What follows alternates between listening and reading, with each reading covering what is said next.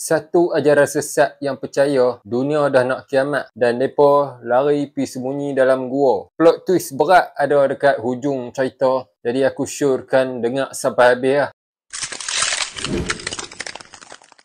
True Russian Orthodox Church atau Russian Cave Cult merupakan satu ajaran sesat yang paling pendek sekali tempoh kewujudannya, tapi banyak meninggalkan kesan yang dahsyat lah. Kebanyakan ahli-ahli ajaran ni, mereka asal daripada Christian Orthodox, tapi tersimpang lah, kaji lebih lah kot. Aku panggil ajaran gua lah, senang sikit lah. Ajaran gua ni ditubuhkan pada tahun 2007 oleh seorang mamat yang bernama Pyotr Kuznetsov.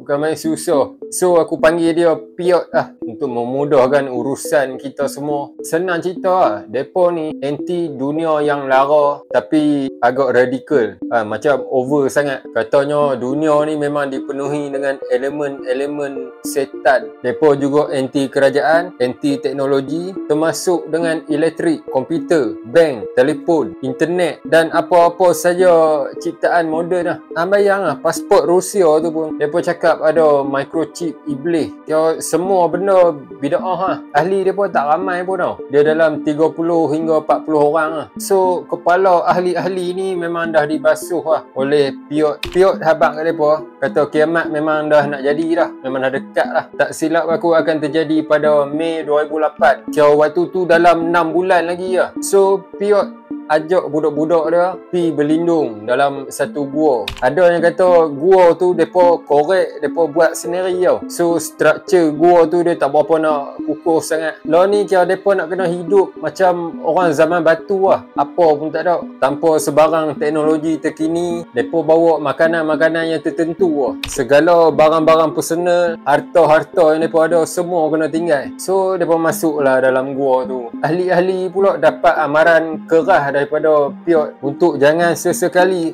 keluar daripada gua tu. Memang tak boleh keluar jejak dunia luar langsung lah. Kecuali lepas kiamat dah settle lah.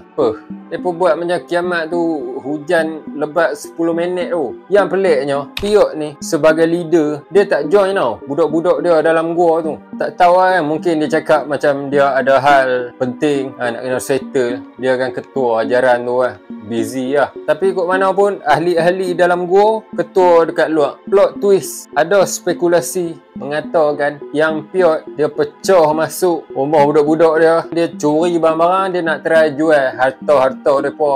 Tapi sayangnya Piot terkantat dengan pihak polis. Dia kena tangkap. Masa ni ahli-ahli yang dalam gua tu, mereka dekat dalam tu lagi lah. Masing-masing tak keluar langsung. So bila polis dapat tahu, polis mai pujuk mereka suruh keluar apa benda ni mereka boleh ugut pula. Mereka cakap mereka akan gua tu pakai gas ke apa benda tu dan off diri mereka kalau polis paksa mereka keluar. So geng polis tu pun macam malas aku kan. Mereka hanya patrol ronda dekat luar kadang-kadang mai cek keadaan balik macam tu lah. Nak dijadikan cerita pula, ada part dalam gua tu start runtuh dan mungkin makin banyak lagi akan runtuh. Masa ni pula dah 2 orang ahli meninggal dunia. 2 jasad kawan mereka tu mereka letak dekat tepi tu kan, dekat hujung gua. So lama-lama gua tu makin membusuk member mereka dah start reput. Aku cut short lah. Lah ni dah ada beberapa orang ahli lah yang dah lari keluar. Dah tak tahan lah, tak boleh belah dalam tu lah. Tapi masalah dia, ramai lagi yang stay kat dalam tu.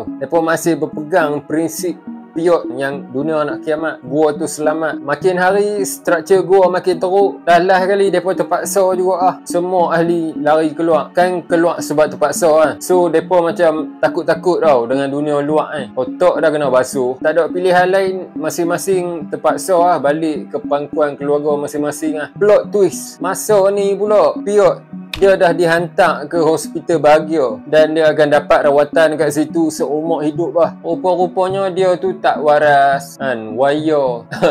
Hang dah suruh mereka masuk gua, tunggu dalam tu. Lepas tu hang boleh pula nak jual harta benda mereka Waya kena ke dia Masalahnya lah ni, plan Piot ni, apa yang diajak oleh Piot ni, dia banyak meninggalkan kesan buruk dekat budak-budak dia Ramai yang PTSD, trauma dengan dunia luar. Ada yang anggap dunia luar ni, real life ni, cuma mimpi daripada setan. Dan kesan yang paling teruk ada lagi yang masih berpegang pada ideologi ajaran gua ni. Siap ada yang try nak buat komuniti baru kan, nak rekrut member baru, tapi dalam diam secara low profile. Piot ni memang the headmaster of Bana habis rosak anak orang tu. Tak silap aku lepas tu Rusia mereka haramkan terus ajaran yang lawak ni. Hang rasa kalau lah Piot ajak hang untuk masuk dalam gua tu, nak berlindung daripada kiamat, hang nak ikut tak? Boleh roger kat komen. Jangan lupa like, share, follow. Banyak lagi kisah yang aku akan ludah gerak lu.